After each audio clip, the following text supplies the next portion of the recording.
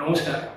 আজকে আমরা জানবো যে ব্রিক্স কি, ব্রিক্স এর হিস্ট্রি কি, ব্রিক্স কি করতে চায় সারা পৃথিবী জুড়ে, আর ব্রিক্স এর কি কি চ্যালেঞ্জেস সামনে আছে, এবং এর সাথে এটাও জানবো যে এই যে ব্রিক্স সম্মেলনটা হলো লাস্ট 2-3 দিন আগে, সেই ব্রিক্স সম্মেলনের কি ইম্প্যাক্ট আফগানিস্তানে পড়তে পারে, বা আফগানিস্তান সিচুয়েশনকে ব্রিক্স দেশগুলো কিভাবে হ্যান্ডেল করতে পারে। ইউনাইটেড স্টেটস অফ আমেরিকায় একটা অনেক বড় ব্যাংক আছে যার নাম হলো গোল্ডম্যান স্যাক্স। সেই গোল্ডম্যান স্যাক্স অ্যাসেট ম্যানেজমেন্টের যে সিইও ছিলেন মিস্টার ওনিল, সেই ওনিল প্রস্তাব রেখেছিলেন 2001 সালে যে পৃথিবীর কিছু পরাশক্তিকে বা পৃথিবীর কিছু আপনার বড় শক্তিধর দেশকে এক জায়গায় আসা উচিত, এতে পৃথিবীর বেটারমেন্ট হবে বা পৃথিবীর অনেক ভালো হবে।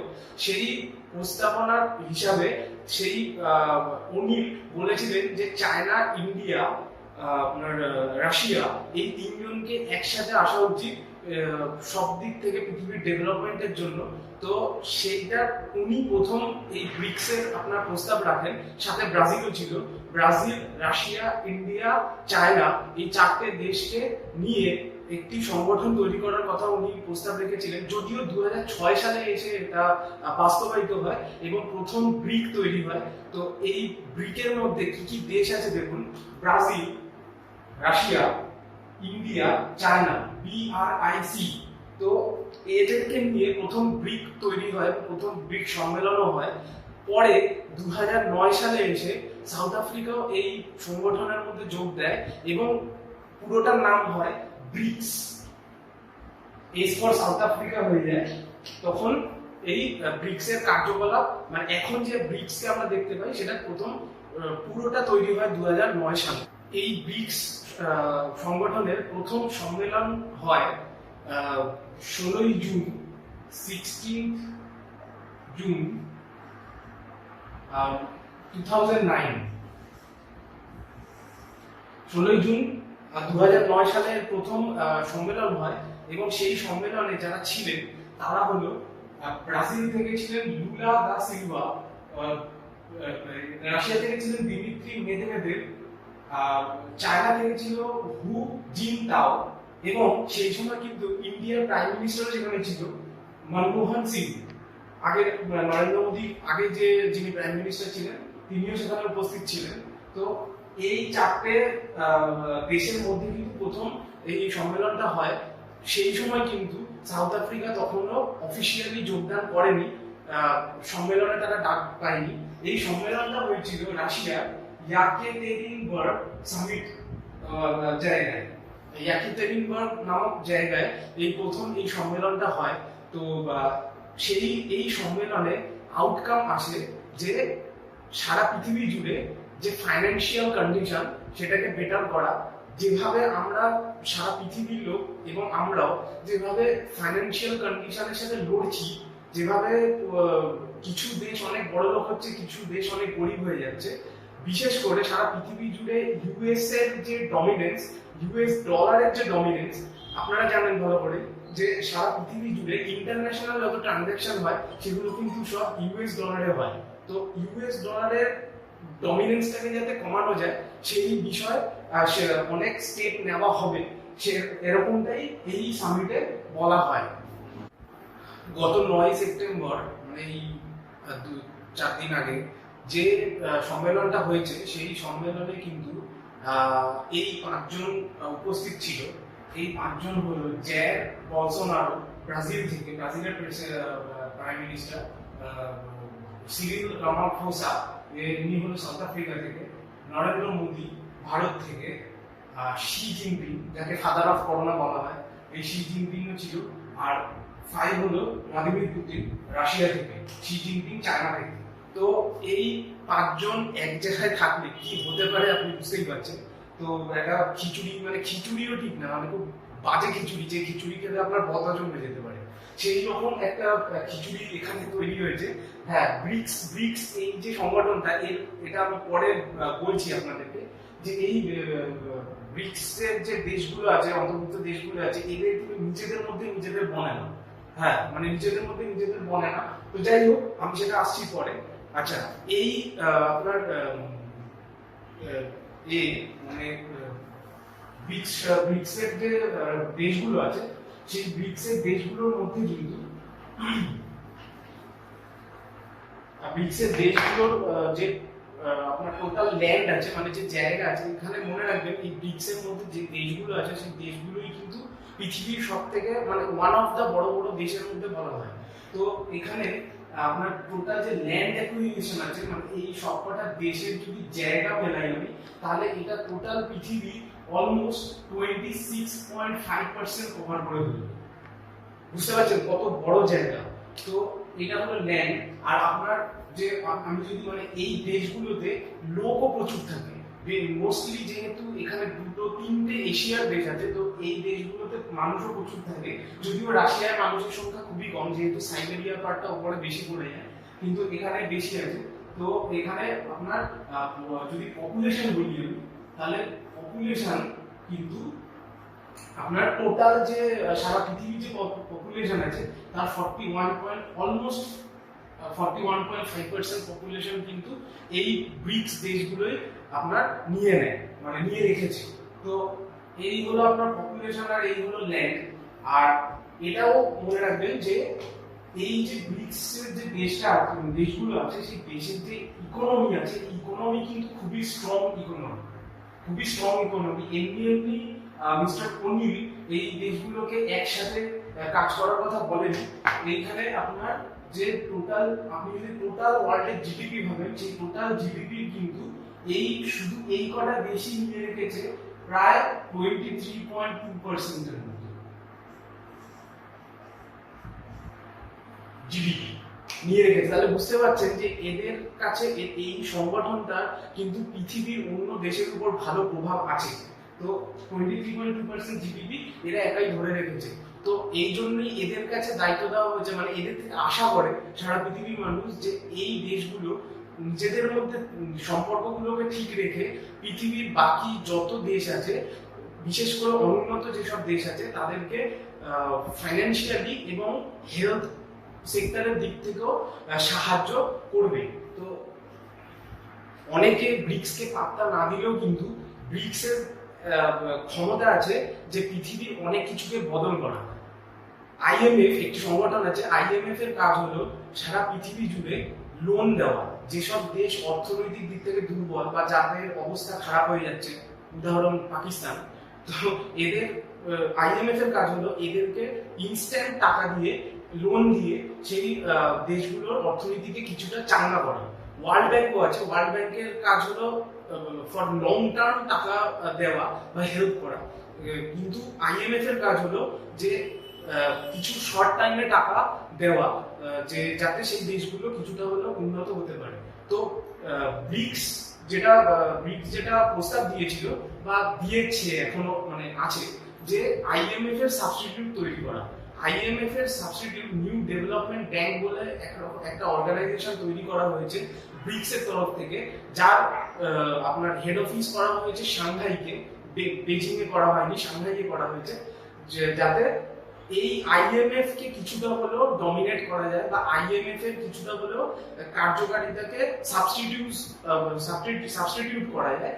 এই তার জন্য এই একটা প্রস্তাব নেওয়া হয়েছে, যে কারণ আইএমএফ কিন্তু মেইনলি ইউএসএ ডমিনেটেড একটি সংস্থা। ওয়ার্ল্ড ব্যাংক, আইএমএফ এগুলো কিন্তু ইউএসএ বেশি চালায়, এবং যেহেতু ইউএসএ মেইনলি আপনার এই ব্যাংকগুলোতে মানে টাকা দেয় বা চালায়, সেজন্য ইউএস এর কথা শুনেই কিন্তু মোস্টলি এই ওয়ার্ল্ড ব্যাংক বলুন, আইএমএফ বলুন, আরো অনেক সংগঠন মানে আরো অনেক ফাইন্যান্সিয়াল কোম্পানি মানে আছে, সংগঠন আছে, যারা এগুলো ইউএস এর কথাই কিন্তু বেশি শোনে।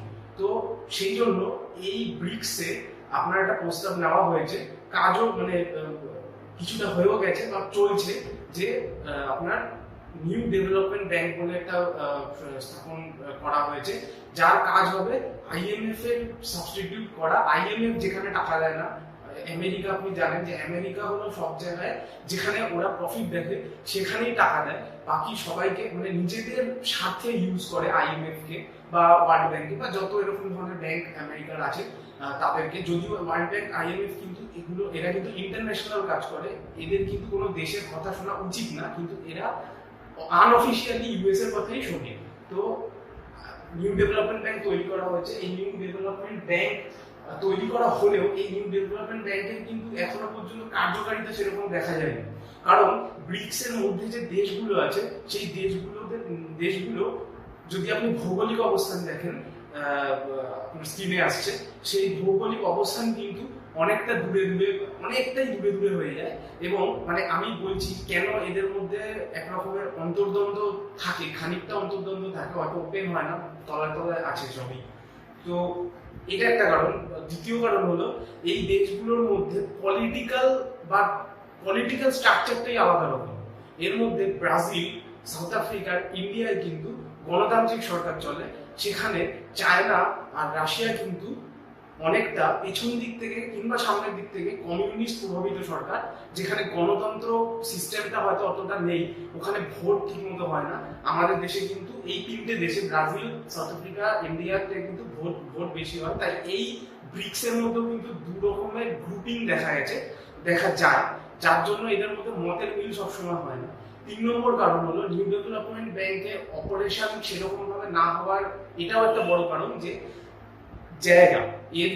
এটা অবস্থান করছে সাংহাইতে, মানে প্রস্তাব দেওয়া হয়েছে সাংহাইতে। তো সাংহাই এই লোকেশনটা নিয়েও কিন্তু সব দেশগুলোর মধ্যে সমস্যা আছে।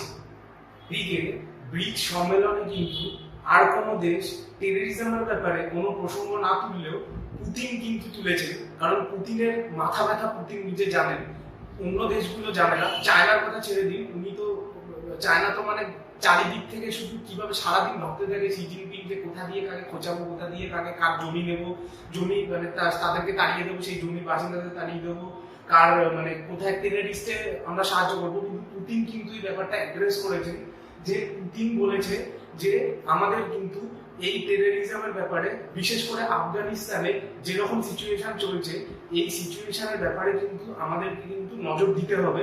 আমাদের মানে এই ব্রিক্স অন্তর্ভুক্ত দেশগুলোতে নজর দিতে হবে। এখানে ইন্ডিয়া অলরেডি অনেকদিন ধরে এই কথা বলে আসছে যে আফগানিস্তানের পরিস্থিতি কিন্তু খুব একটা ভালো নয়। আর রাশিয়ার কিন্তু এতদিন, মানে পুতিন কিন্তু এতদিন তালিবানকে এক রকমের সাপোর্ট করছিল, কিন্তু জানি না ওনার কি হলো।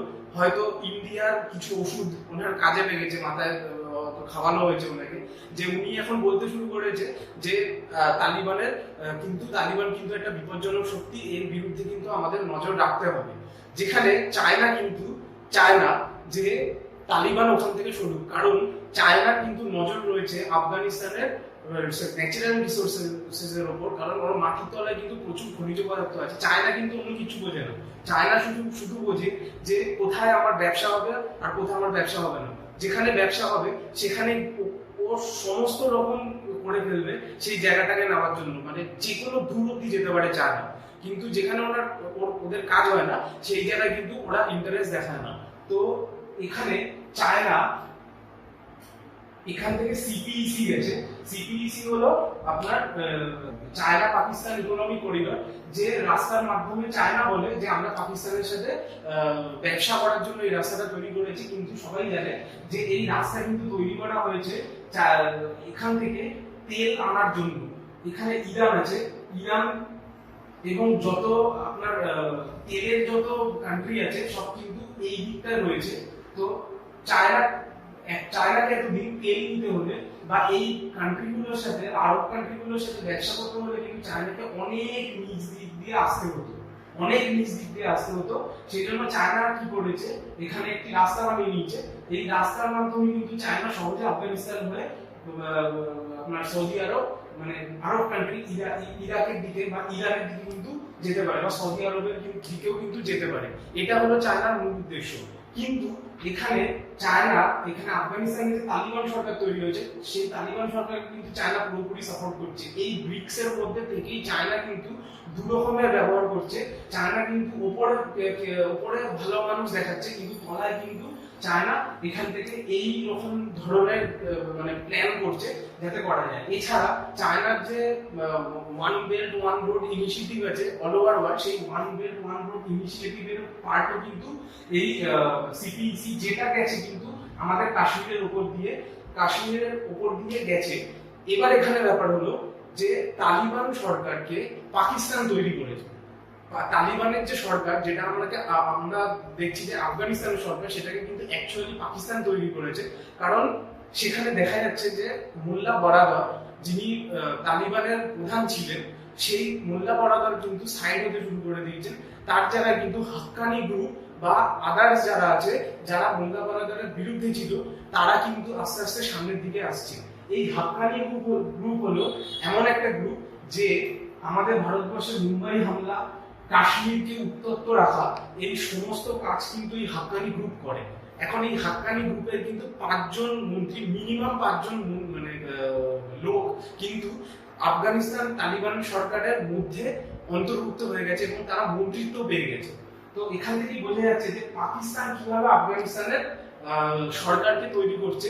এদিকে আবার পাকিস্তান বলছে যে আমরা শান্তি চাই। আমি জানি না কি করে তালিবান সরকার, যারা বন্দুকের নলের ডগায় যারা সরকারে আসে, তারা কি করে শান্তি বজায় রাখতে পারে, আর তাদেরকে সাপোর্ট যারা করে তারা কি করে শান্তির কথা বলে, আমার সত্যি মাথায় ঢোকে না। তো অনেকেই যদিও বলছেন এটা যে তালিবান নাকি পাল্টে গেছে, আগে 20 বছর আগের তালিবান নাকি এখন আর সেই তালিবান নেই। যাই হোক, তো চায়না কিন্তু এটা করছে, সামনে পাকিস্তানকে রেখে চায়না কিন্তু পেছন দিক দিয়ে খেলে যাচ্ছে।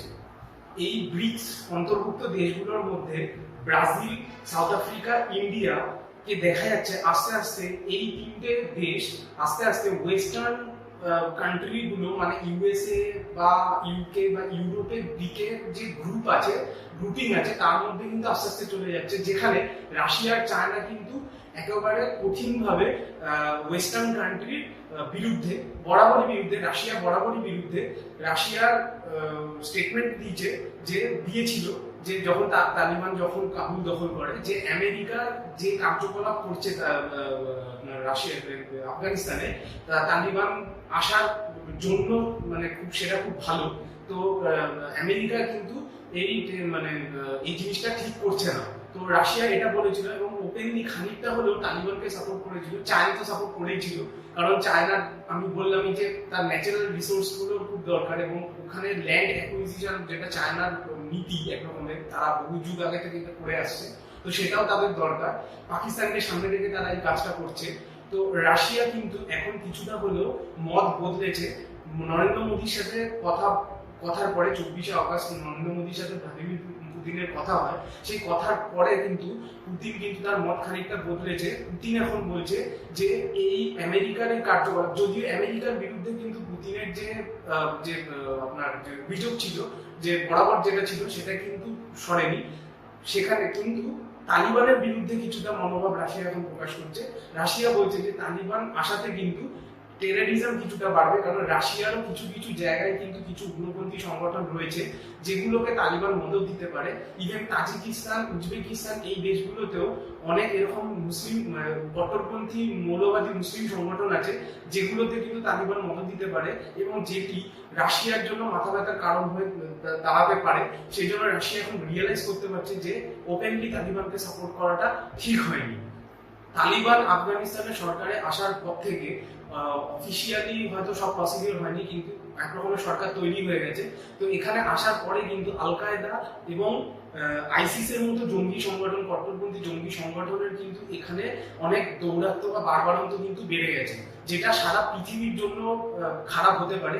কারণ আমেরিকা সেই দিন এখনো ভোলেনি 9/11 যেটা হয়েছিল, ওয়ার্ল্ড ট্রেড সেন্টারকে কিভাবে মারা হয়েছিল আল কায়দার দ্বারা, সেটা কিন্তু আমেরিকা এখনো ভোলেনি। যদিও আমেরিকা ভোলার ভান করছে, তাই আমেরিকা কাজের জন্যই হয়তো সেটা আমেরিকার দিকে বাউন্স ব্যাক করতে পারে। তো ভারত কিন্তু সেই জায়গাটা বুঝতে পারছে। তালিবানের একাংশ, বিশেষ করে হাক্কানি গোষ্ঠীর যারা কাছাকাছি যারা রয়েছে তালিবানের মধ্যে, তারা কিন্তু অলরেডি বলে দিয়েছে যে আমরা কিন্তু এবার আমাদের নেক্সট টার্গেট হবে কাশ্মীর। তো ভারত সেই জন্য আগে থেকেই খুব ভেবে চিন্তে স্টেপ ফেলছে যে তালিবানকে কিভাবে ট্যাকেল করা উচিত এবং তালিবান মদতপুষ্ট যত জঙ্গি সংগঠন আছে, উগ্রপন্থী সংগঠন আছে, তাদেরকে কিভাবে ট্যাকেল করতে হবে। ভারত কিন্তু এখন থেকেই বিভিন্ন যে প্রতিবেশী এবং পৃথিবীর বাকি যে দেশ আছে তাদেরকে কিন্তু বোঝানো শুরু করে দিয়েছে যে তালিবান কতটা ক্ষতিকারক হতে পারে সারা পৃথিবীর জন্য, বিশেষ করে ভারতের জন্য কতটা ক্ষতিকারক হতে পারে। তো হোপ আপনারা বুঝতে পেরেছেন যে চায়না, পাকিস্তান আর আফগানিস্তানের মধ্যে সম্পর্ক কিরকম আছে। আফগানিস্তানে যতক্ষণ না টেররিজম আফগানিস্তানের টেররিজমকে যতক্ষণ না বাইরে থেকে সাহায্য করা বন্ধ হবে ততক্ষণ কিন্তু আফগানিস্তান শান্ত হবে না। এবং আফগানিস্তানের জন্য আফগানিস্তানের আশেপাশে যত এরিয়া আছে এবং সারা পৃথিবী জুড়েই টেররিজম কিন্তু কম হবে না, এটা সবাইকে ভাবতে হবে, সমস্ত বুদ্ধিমান দেশকেই ভাবতে হবে, ইউএনকেও যেমন ভাবতে হবে তো সেরকম ব্রিক্সকেও কিন্তু ভাবতে হবে। তো এভাবেই কিন্তু হতে পারে যে আপনার তালিবানের এই ক্ষমতাটাও কম করা হতে পারে এবং সারা পৃথিবী জুড়ে যে আপনার যে টেররিজম চলছে বা উগ্রপন্থা চলছে সেটাকেও কিছুটা হলেও কম করা যেতে পারে। তো হোপ আপনি বুঝতে পেরেছেন। দেখা হবে নেক্সট ক্লাসে। নমস্কার।